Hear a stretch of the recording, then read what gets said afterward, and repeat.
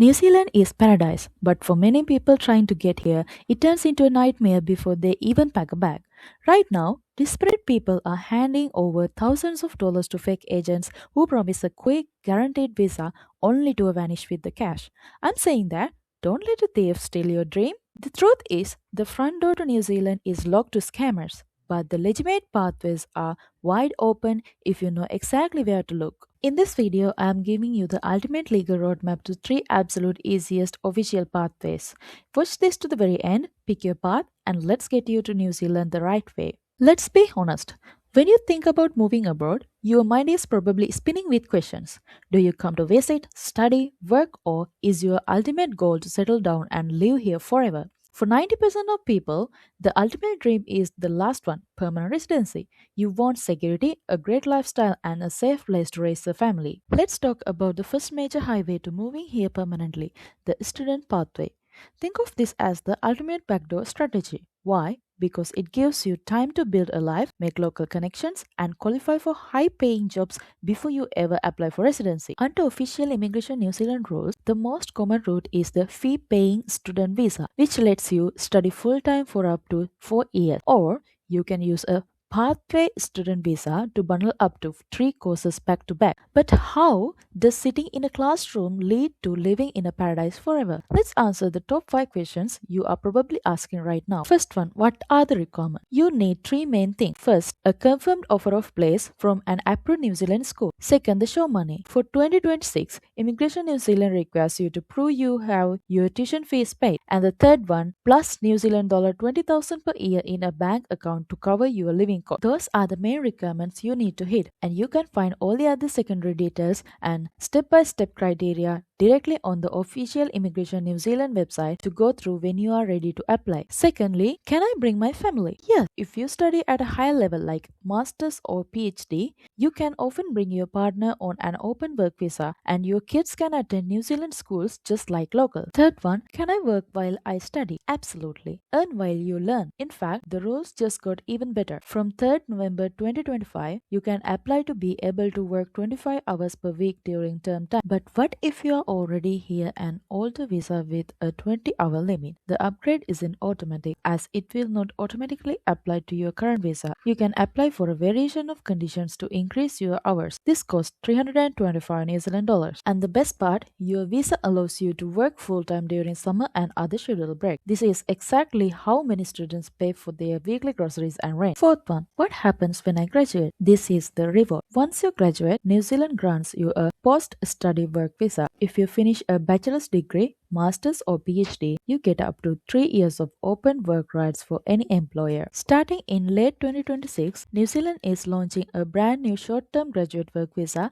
giving eligible graduates 6 months of open work rights just to help them find a job. What is the final step to residency? Once you have your New Zealand qualification and skilled job offer, your path to permanent residency opens up. If your job is on New Zealand's official green list, you can apply for a fast track straight to residency. Even better, higher degrees like a master's or PhD give you massive bonus points, allowing you to bypass long work experience requirements and secure your residency much faster. Now, let's talk about the second major highway to paradise, the work visa route.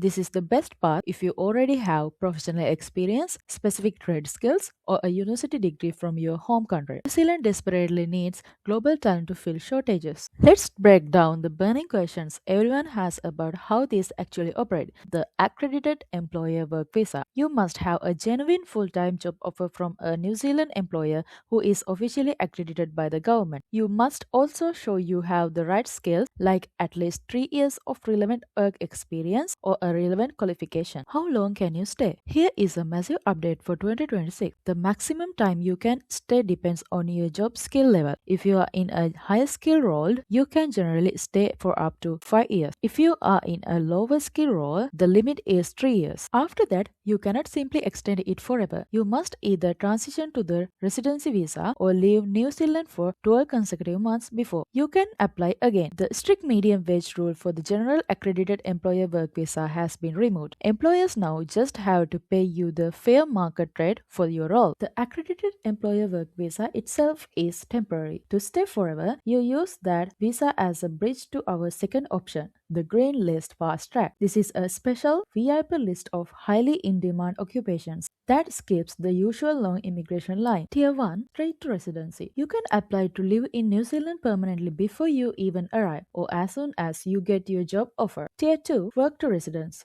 You work in the role on an accredited employer work visa for 2 years and then you automatically qualify to apply for residency. What if my job isn't on the green list? Then you use option number 3, the skilled migrant category. This is a clear 6-point system. You must claim 6 points based on either a high educational qualification like a master's, a high professional salary, or an official New Zealand occupational registration. You can combine those points with time spent working inside New Zealand to hit your magic number of 6 and secure your residence. Now, I know exactly what you are thinking. What about the English test? Don't stress, it is much easier than you think and you have choices. Immigration New Zealand accepts multiple English tests. You can take the standard IELTS or choose PTE. Look at how fair this is. For a basic work visa in lower skilled trades or machinery, the English requirement is incredibly low. You only need an IELTS overall 4.0 or a PTE academic score of just 29. But heads up, starting June 1st, 2026, Immigration New Zealand is officially expanding this minimum English requirements to include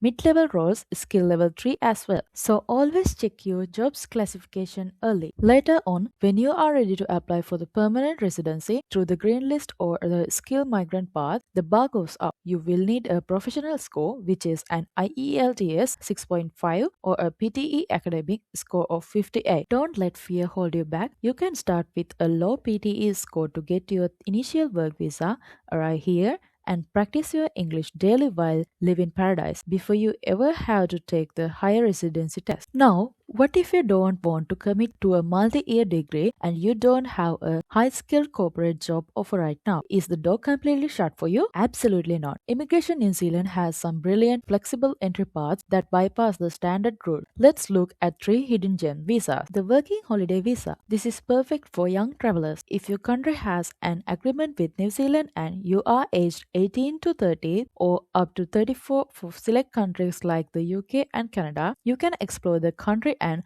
work short-term jobs for up to 12 months. The visa itself doesn't lead to residency, but many people use this time to network and find an accredited employer to sponsor them for a long-term work visa. The second one, the partnership visa. If you happen to fall in love with a Kiwi citizen or resident, congratulations! You just unlocked the most romantic pathway to permanent residency. You must prove your relationship is genuine with shared leases or bank accounts. The massive benefits: you get an open work visa, meaning you can work for any employer in New Zealand. And once you have lived together for 12 months, you can apply directly for permanent residency. The third one, the visitor visa. Want to test the waters first? You can come explore New Zealand as a tourist for up to 9 months. While it is highly illegal to actually work on a visitor visa, you are legally allowed to attend job interviews while holidaying here. If you impress an employer and they offer you a job, you can apply to switch to an accredited employer work visa before your holiday even ends. Those are the main legal highways to make New Zealand your home. But remember, this is definitely not the end. There are many more incredible visa options waiting for you on the official Immigration New Zealand website. At the end of the day, doing your own reading, searching and gathering information is the absolute best way to make control of your journey and make your dream reality. Which of these pathways fit your life right now? Comment your country and your current job down below and let's talk about your chances. I read and reply to every single comment. If this video gave you clarity and saved you from the traps of fake visa agents, please hit that like button, subscribe to the New Zealand Guidebook, turn on the notification bell, and I'll see you on your New Zealand journey.